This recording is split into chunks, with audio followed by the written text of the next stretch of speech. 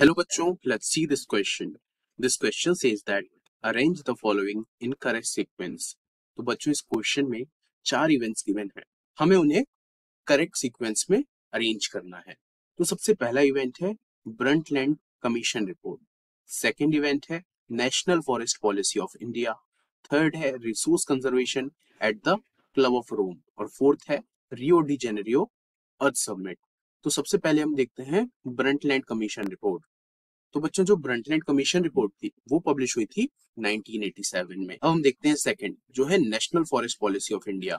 तो बच्चों national forest policy of India जो थी वो पब्लिश हुई थी 1952 में। अब हम देख लेते हैं third that is resource conservation at the time of club. तो ये हुआ था इन 1968। अब हम देखते हैं फोर्थ जो है Rio de Janeiro earth summit. तो ये हुआ था 1992 में। अब हम देखते हैं कि इनमें से सबसे पहला इवेंट कौन सा हुआ था और सबसे बाद में कौन सा इवेंट हुआ था। तो सबसे पहला इवेंट जो हुआ था वो हुआ था national forest policy of India आना।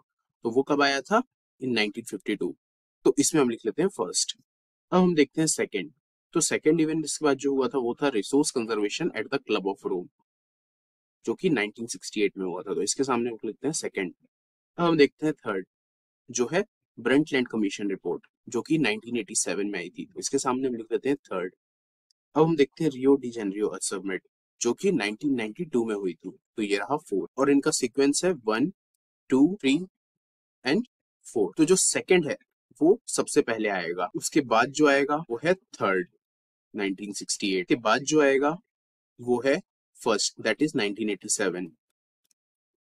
उसके बाद जो आएगा वो है 1992 Rio de Janeiro earth summit that is fourth. और ये सीक्वेंस गिवन है in the D option. So the final answer to the question is D. I hope you understood well. Best of luck.